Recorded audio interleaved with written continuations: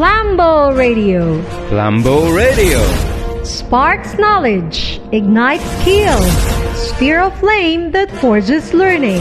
Flambo Radio. 99.9 megahertz in your radio dial. You are tuned in to Flambo Radio, the campus radio of the Isabela School of Arts and Trades, the prime mover of TechVoc education in the Cagayan Valley region. Now connecting to the community via sound waves to expand its reach to the 21st century learners. Flambo Radio is a channel that broadcasts lessons of the Department of Education to enrich teaching and learning process, hoisting the flagship of enduring education, believing that our future rests on the hands of our youth. Flambo Radio. Flambo Radio, at your service in education.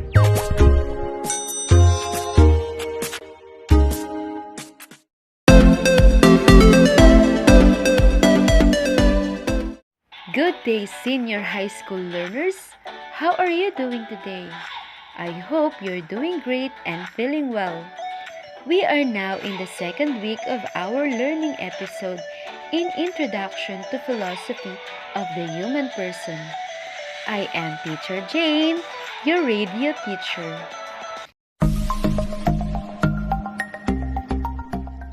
For a student like you, distance learning poses many challenges.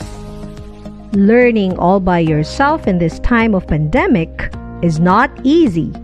But cheer up, young minds, for your learning buddies are here to make learning outcomes rewarding for you. Dare to discover, learn, and be more competent as we sail together in the world of education. Join us in refining your skills to reach your full potentials as a learner here at Learning Today. What's your learning today? Aha! Monitor your learning today.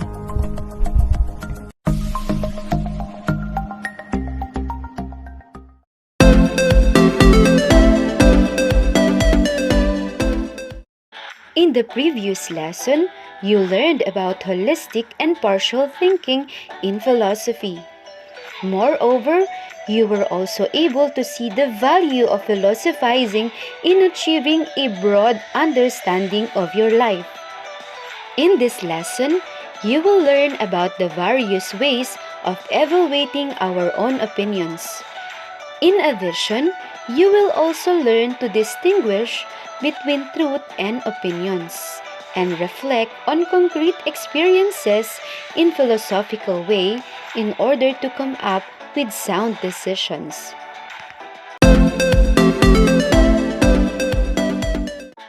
Don't forget to bring with you your learning activity sheet, pen, and other materials you need for the entire duration of our radio broadcast instruction. While preparing, we will have a short break.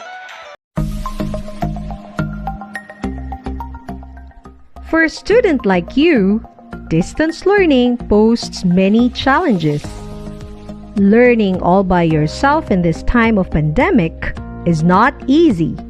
But cheer up, young minds, for your learning buddies are here to make learning outcomes rewarding for you. Dare to discover, learn, and be more competent as we sail together in the world of education. Join us in refining your skills to reach your full potentials as a learner here at Learning Today. What's your learning today? Aha! Monitor your learning today.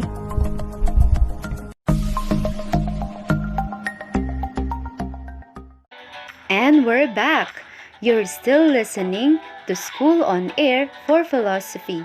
I am still your radio teacher, Teacher Jane.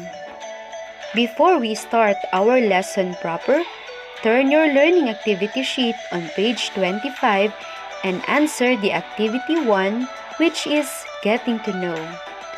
Let us check your prior knowledge if you can identify fact from opinion. Write your answer in your activity notebook and honestly check your paper. You may also send your answer in our group chat. Happy working, everyone! Mom! Mom! What's wrong, Rika? Are you okay? Mom, my teacher asked me to do infomercial about our subject as part of our performance task. That's great! I know you can do that. I'm not sure, Mom. But why? I feel nervous, Mom. I am thinking of my schoolworks. I am not yet done in my modules. I don't even submitted my summative test. I am not sure if I have time to do it. You know, Rika, it's a matter of time management and good study habits. Time management and good study habits? What's that, Mom? Time management is the ability to use your time productively and efficiently, while good study habits are study techniques that enhance the students to realize their full potentials. Now I know what to do. I will make a list of things to be done and start a good study habit. In this way, I can finish my schoolwork on time without compromising the quality of my work. You were absolutely right. When you do things without rushing, you will have the best output. Thanks, Mom. I need to go now and I will now start managing my time. Okay, Rika. Study well. Always check your priorities. A gentle reminder is Sachans from 99.9 Flambeau Radio.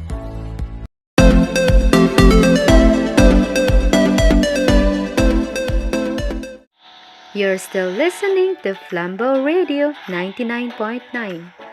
Is it hard doing the activity? Let us find out. Number 1.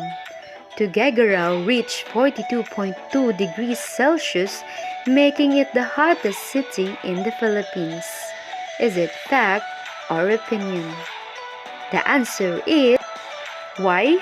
On May 11, 1969, the hottest temperature in the Philippines was recorded in Tuguegarao at 42.2 degrees Celsius or 108.0 degrees Fahrenheit, beating the previous record of 39.5 degrees Celsius or 103.1 degrees Fahrenheit, also measured in Tuguegarao in May 11, 1912. Thus, the city was tagged as the hottest city in the Philippines. Number 2. Dry cough is one of the symptoms of COVID-19. The answer is fact. That is why don't cough when you are in public places. They might say that you are a COVID carrier. Just kidding. Let us proceed to number 3. Manuel Noveno Mamba is the latest governor of Cagayan. Is it fact or just an opinion? The correct answer is fact. Hello Cagayanas who are watching and listening to Flambeau Radio, and also to Governor Mamba. Hello sir. Let us now move on to number 4. Staying under extremely hot places can protect you from COVID-19. Fact or opinion? Yes, it is just an opinion because from the latest researches, the COVID-19 virus can be transmitted regardless of climate. In fact, the World Health Organization or WHO negates the widespread rumors that COVID-19 virus cannot stand hot temperatures. And remember to follow health protocols to keep us safe from COVID-19. Number 5. Reading books of different disciplines can make you successful. Is it fact or opinion? The correct answer is opinion. It may work for you, but not for everyone. Let us continue to number 6. Batil patong, a kind of pancit delicacy, is the most delicious food in Cagayan? Is it fact or opinion? Yes, the correct answer is opinion, because this is subjective, meaning that it depends on what someone thinks. Number 7. Sweeping at night, according to some Filipino beliefs, drives riches away. Is it fact or an opinion? The correct answer is opinion. Why? Because it is just a superstitious belief.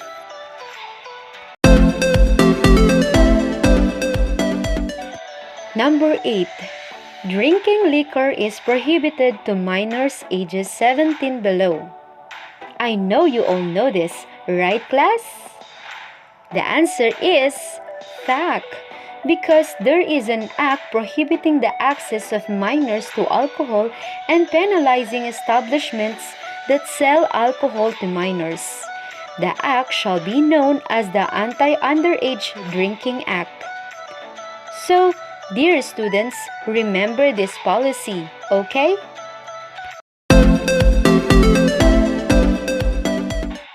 Number 9. Buntun Bridge is not only the most beautiful but the longest bridge in the Philippines. The correct answer is opinion. Why? Because in the first place, it is not the longest bridge in the Philippines and not the most beautiful bridge as well. And for number 10, all students have the same intelligence quotient or IQ. I think you all know this, right class? Yes, definitely the answer is opinion, because intelligent quotient or IQ varies in all children. There are several factors which affect our IQ and that makes us all unique. Congratulations everyone, did a great job! We are now set to start our discussion for today's session, but let us have a short break. Stay tuned! The internet is like an open library.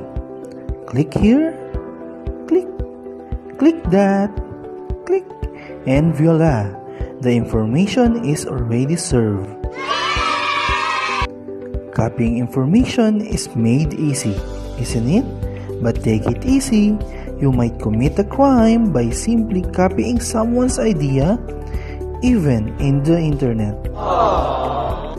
This might fall under plagiarism. What is plagiarism? Plagiarism is an act of presenting someone's idea and claiming it as your own. These are the simple tips on how to avoid plagiarism. Number 1. Always cite your references or the source of information.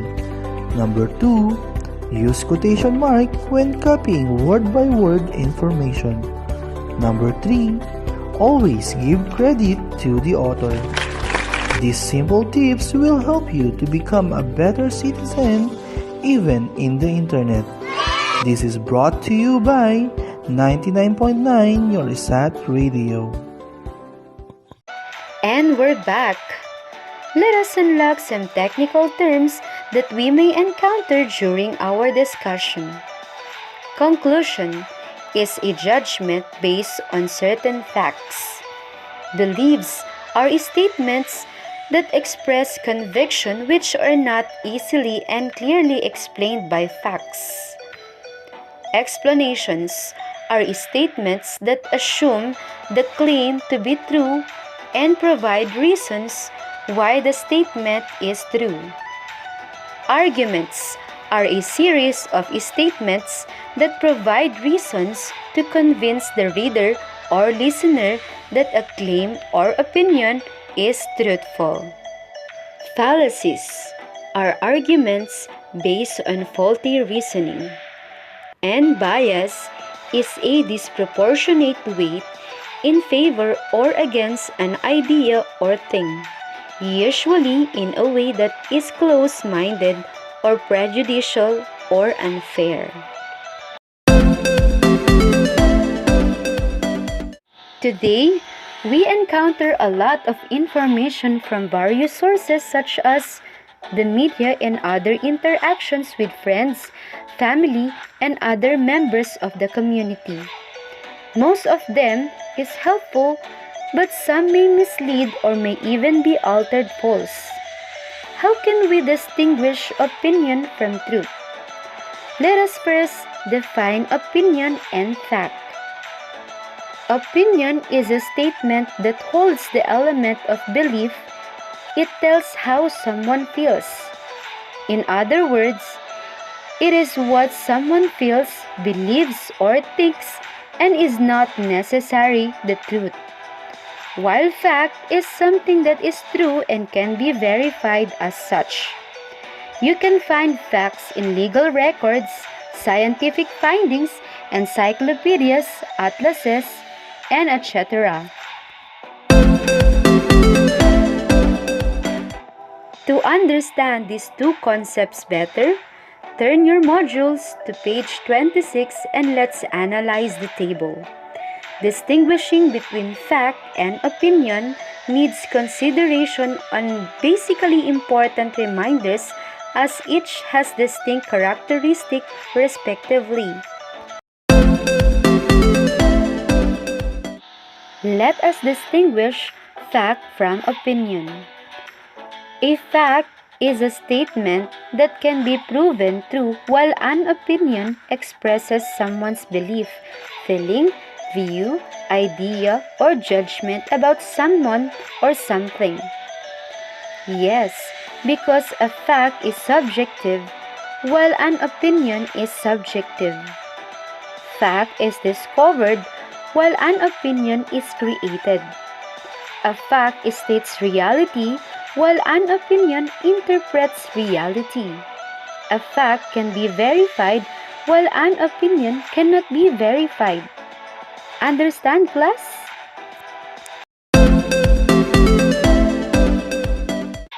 We have here some examples of fact and opinion. Here are some verifiable facts that are not open for debate because they can be proven through evidence. Fact number 1. You need oxygen to survive. There is an easy way to prove this fact. Let us try this. If you hold your breath, what happens? When you can't breathe, your heart has no oxygenated blood to pump, and your brain cells begin to die. Depriving a living thing of oxygen results in its death.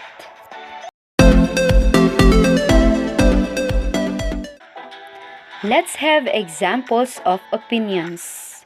Unlike facts, opinion cannot be verified.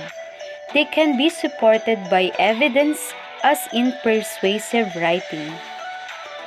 Anyone can have any opinion about anything because one is not being restricted on how we see or interpret things. Let us examine this example. Oxygen is the most important element. You could argue that because we need oxygen to survive, which is a fact, that it is the most important element. But that is your opinion. Someone else could argue that carbon is the most important element because organic compounds would not exist without it. Others might claim that hydrogen is just as important as oxygen. Another example is, Iligan City is the best city in Isabela. Saying that something is the best is always an opinion statement, even when most people would agree with you. Iligan City is the capital of Isabela, and that is a fact. But deciding whether it is the best city in Isabela is a matter of opinion. Is it clear, class? Let us continue our discussion after a short break.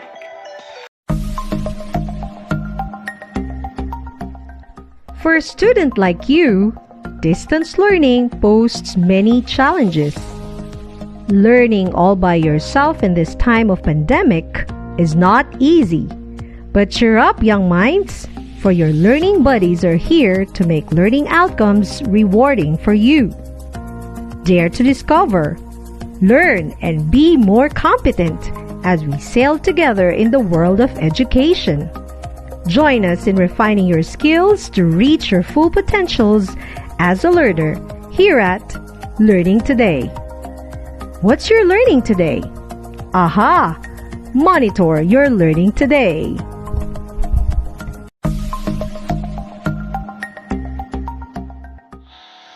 And we're back.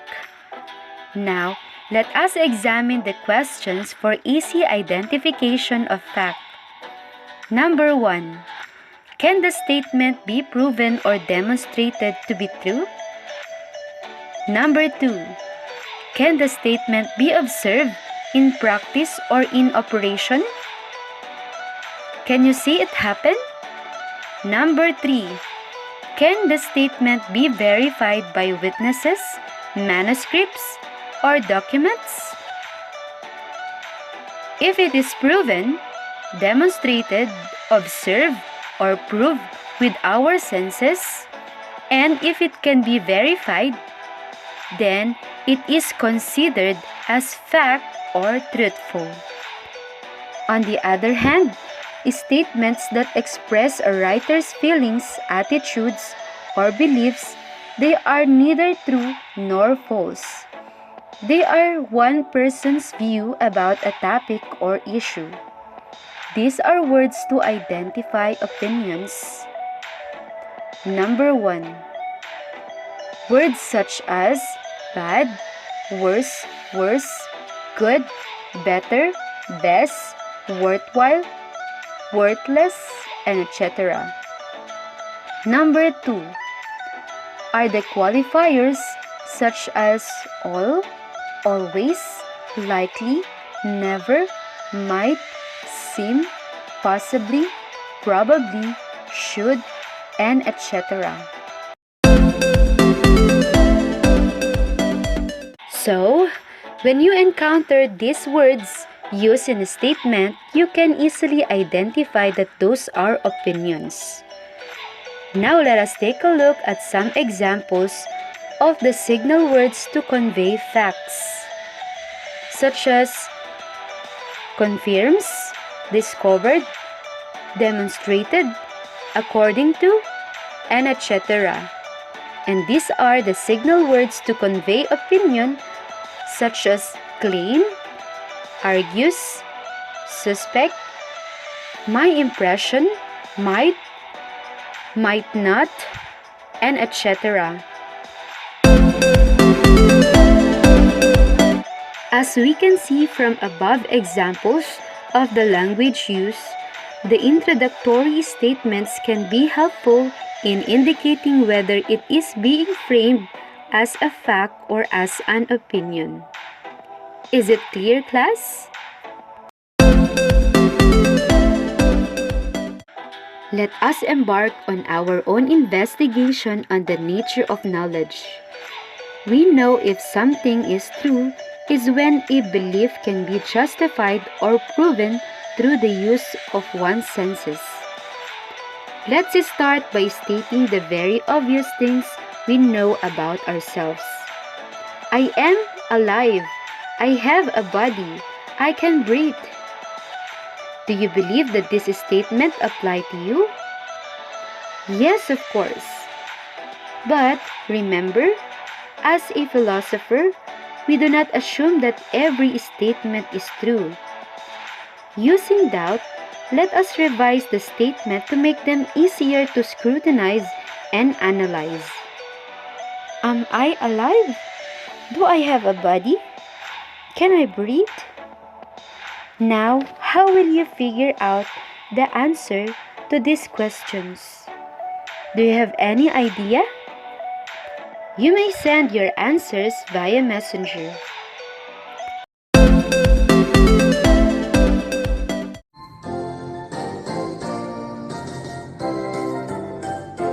Ang pagbasa ay mahalaga. binabasa, buhay natin ay sisigla. O halina tayo'y magbasa, uraliin at maging bihasa, palawakin at pagyamanin upang makamit ang mithiin. May pag-asa sa pagbasa, ang unang hakbang sa pagtamo ng karunungan, nakapagpapayaman at nakapagpapalawak ng kaalaman, nahuhubog ang kaisipan at paninindigan. Halina't magbasa! Ang pagbasa ay mahalaga sa buhay ng bawat isa, palawakin at pagyamanin upang makamit ang mithiin,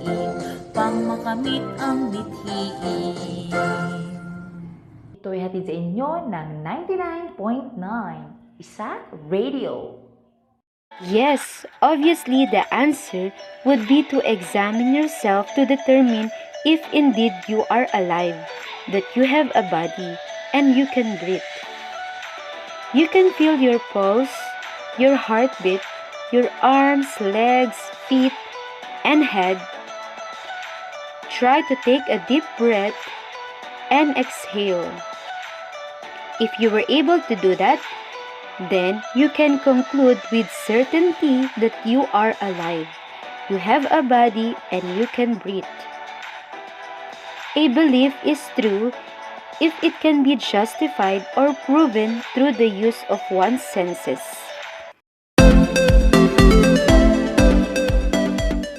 Let us tackle another statement and see how philosophy can help us determine if it is true.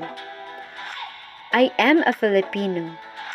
Applying a systematic doubt, am I a Filipino? You look at the word Filipino in a dictionary. You will come across the following definitions. Filipino is a native of the Philippine Islands, a citizen of the Republic of the Philippines, and the Tagalog-based official language of the Republic of the Philippines. Which of these applies to you?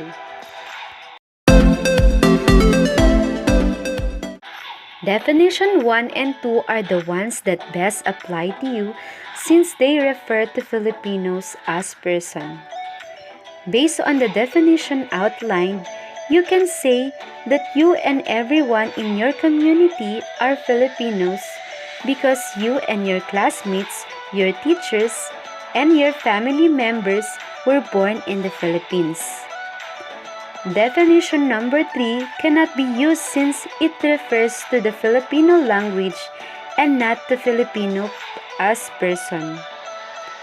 So, this is another basis for determining truth, which is a belief or a statement is true if it is based on facts. Another thing is getting a consensus or having people agree on a common belief is true. For example, Maria, a grade 11 student, always visits the library to gather information and affirm her claims. Next, determining truth requires a person to prove a statement through an action. I can fry an egg. I understand the lesson. How can you prove that you can fry an egg or you understood the lesson? Yes, that is right. Through your action. You go to the kitchen and fry an egg. Some would argue that the proof is not only in the act but also in the product. Determining truth in this case requires a person to prove a statement through an action. The statements, therefore, are only true if they can have applied in real life. And the final statement, which is I understand the lesson, also requires proof through action.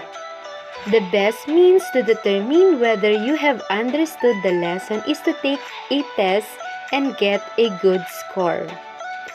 Claim and beliefs should also be subjected to tests to determine truth. Did you understand, class? Is everything clear?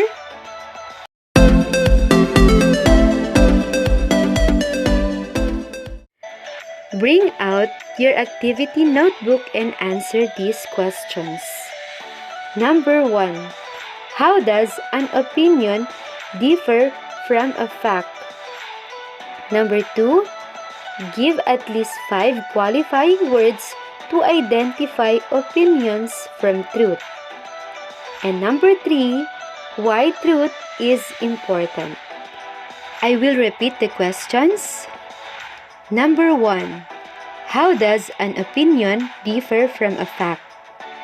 Number 2. Give at least 5 qualifying words to identify opinions from truth. And number 3. Why truth is important. Do you think before you click, who will read my post? If you do not know how to use information and technology, you are not a media literate. I'm Nicole. I use Twitter and follow Twitter accounts to be informed about the latest news. I'm Alfred. I can share reliable articles and is open to different opinions. This is Laura. I am knowledgeable in advanced and basic computer skills. I also value online safety by securing my gadgets and keeping my personal information privately. And I'm Anna. I carefully evaluate the content through trustworthy sources. I'm Alfred. This is Nicole. I'm Laura. And I'm Anna. We are all media and information literate. Yes, we are. Be like us. Think about your future. Observe and be involved. This is brought to you by 99.9 ISAT Radio. And we're back. You're still listening to School on Air for Philosophy. I am still your radio teacher, Teacher Jane. Let us now check your answers. Number 1 question is, how does an opinion differ from a fact? Fact is a statement that can be proven true and can be verified, while opinion expresses someone's beliefs, feelings, views, or judgment about something or someone. Others may agree or disagree with an opinion, but they cannot prove or disprove it. Number 2. Give at least 5 qualifying words to identify opinions from truths. These are claims, views, argues, suspects, all, and always, most, likely, never, might, seem, and many more. Why truth is important? Truth is important because it is essential for authentic communication to occur, and it makes genuine interaction between people. Remember, life would be chaotic without the norm of honesty. That concludes our learning episode for today, our dear learners. Congratulations! It has been a productive learning with you. You may start answering the remaining activities tomorrow, and I shall be monitoring you through our group chats.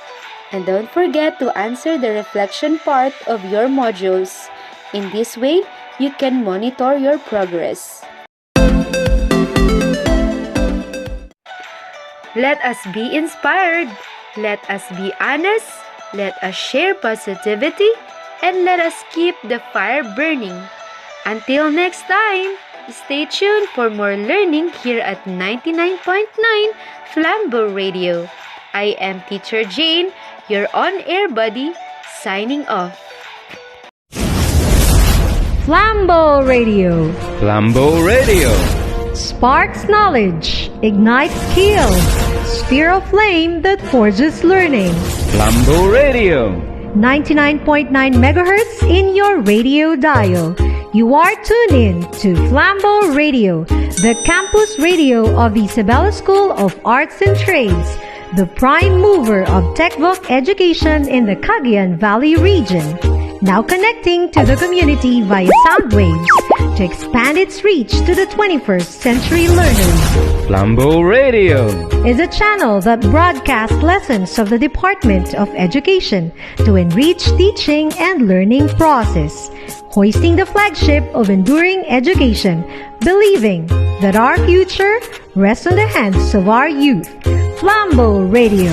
Flambeau Radio, at your service in education.